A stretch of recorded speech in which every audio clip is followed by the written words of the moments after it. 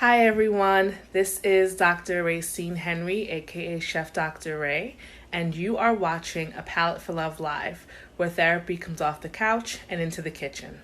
I'm so excited to be back cooking for all of you.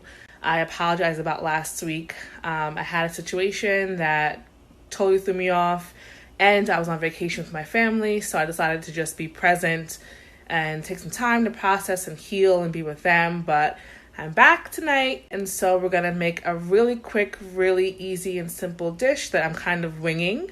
I'm in the middle of packing and moving, so stuff is everywhere, and I'm really cooking this dish based off of what I could find. So let's get started. So what I have are the usual suspects: some chopped garlic, chopped shallots, and tonight I'm cooking with hot Italian sausage, which is one of my favorite things because it's pre-seasoned and you can get it in different formats. It can be in patties, it can be just ground, it can be in these smaller links, it can be in bigger links. So that's something I cook with a lot, but I'm most excited tonight about using these shirataki noodles. Shirataki noodles are yam noodles. They're Japanese in origin, and they really have no taste or flavor as far as I feel. I just discovered them recently. There's 0 calories for the entire package, so that's always a plus. And I've cooked with them before tonight, but I'm going to try a different method today to see what happens with that. Also going into my little stir-fry dish that I'm making, some baby spinach. I have a friend, Adrian, who always asks me, what are you making that's green? So I always try to throw in a vegetable just because I have her voice in my head whenever I'm cooking. And I have lump crab meat, and I literally just found this bottle of Gochujang chili sauce that I'm going to try out. It smells really, really good, so I think it'll be a good addition. I have some coconut aminos here, and luckily I found my pepper mill. I have this toasted onion herb that I may or may not use, salt, and then this garlic butter that you've seen me use before, and I'm going to use it tonight to season the crab meat a little bit before I throw it in with everything else. I have the sausage in the pot. I'm going to get that going so it can start rendering out some of the fat. And then I'm going to saute the garlic and shallots in with maybe the pork a little bit undercooked, just so it gets some of that flavor as well. But again, this is spicy sausage, so it really doesn't need anything else in terms of seasoning or flavoring, again, in my opinion. Our topic tonight is setting intentions. The year's ending, a new decade, a new year's beginning, and people usually use this time to set goals, to set resolutions, and try new things. And I often see a group of contrarians that are always like, it's going to be the same you in this new year, and all these new things you're trying are going to stop or fall apart after a while. And those things might be true, but I want us to be really, really cognizant and present for setting our intentions, not only for the new year, but in every day. And I may have talked about this before, the idea of, the positive self-talk and, being aware of the energy that people are putting into you and the energy you're putting out.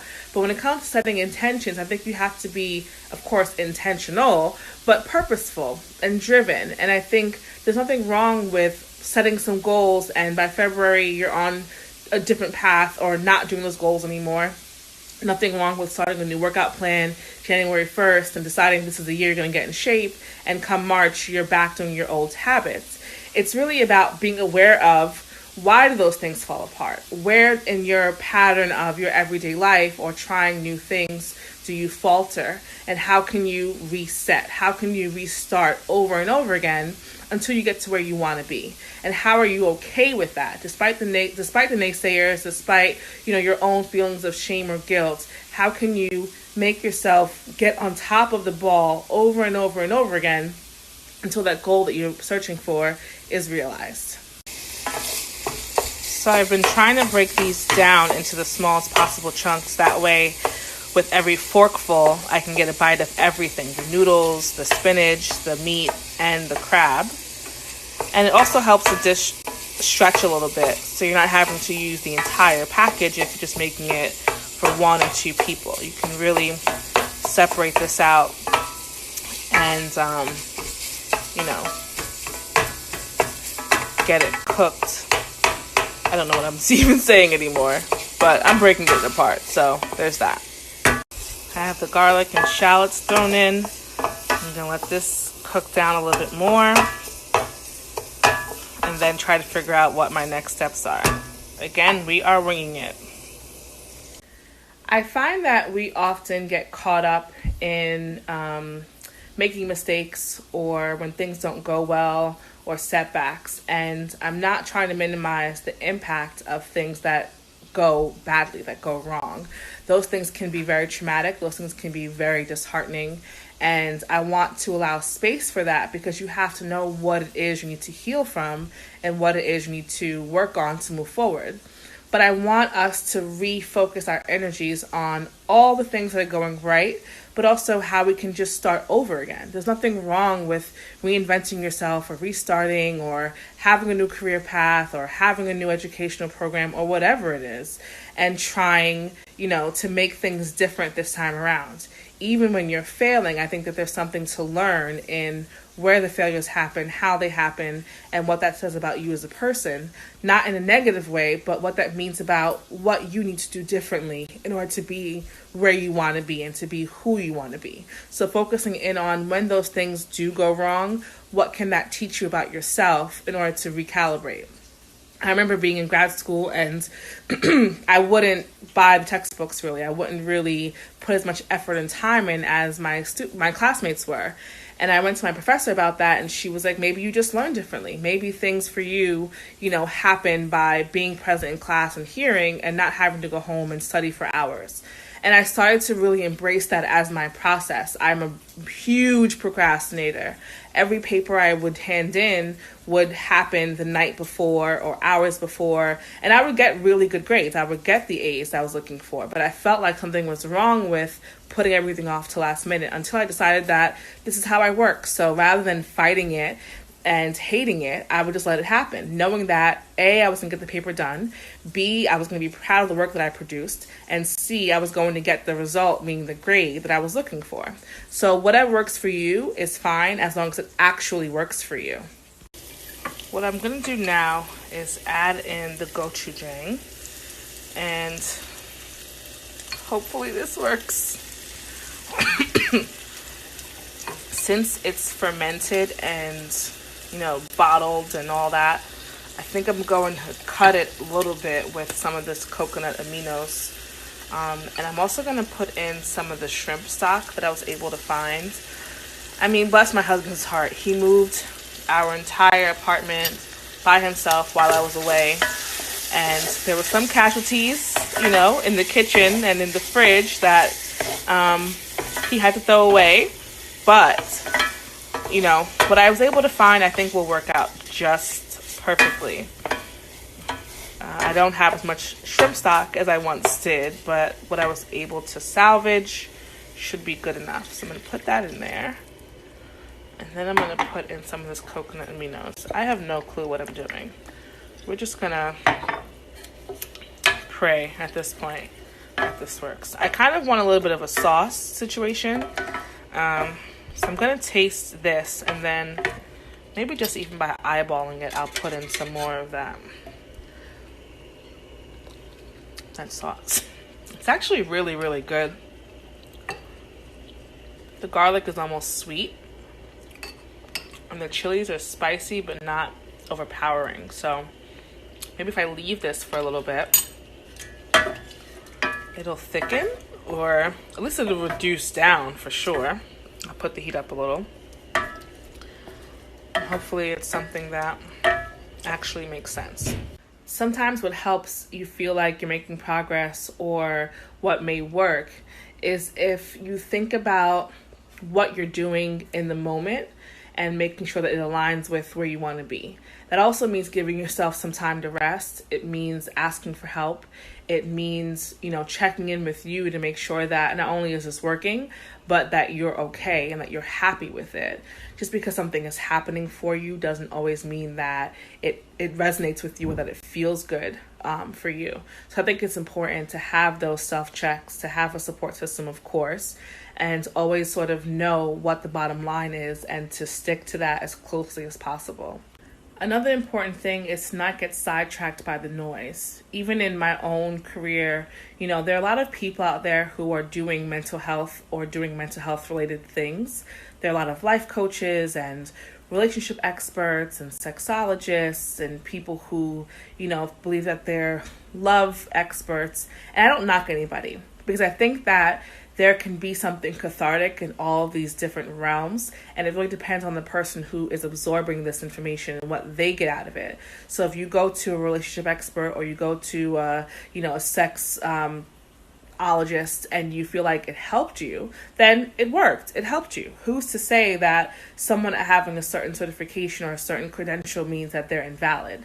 I do, however, think that it's important for the people who are doing this work, who are not trained formally or not licensed formally, to be aware of their responsibilities and to be aware of the fact that these are people's actual lives, right? These are people's actual feelings and relationships and all that stuff. And so for me, when I see some of these people doing different things, workshops, TV shows, books, whatever, yes, there's a part of me that's like, oh, I wish I had that opportunity. But I remember that nobody can do what I can do, just like I can't do what other people do. And so I have to have faith and confidence in my work and my training and myself as a therapist, as an educator, and to always remind myself that my path and my goal is not like what other people are doing. It's just not what other people want for themselves. And that's okay, because what's meant for me, I'll get and I'll have. And my path is my own. So I have to stay focused on that and set my intentions around where it is that I want to be and what it is that I believe in, and always stay true to that. This has thickened so beautifully. I am so excited. Look at that. It's a little bit thicker than it was. And that's all that I've really been looking for. Something that would stick to the noodles. So now, I'm going to put in the spinach and then turn the stove down, because I don't want the spinach to wilt too quickly.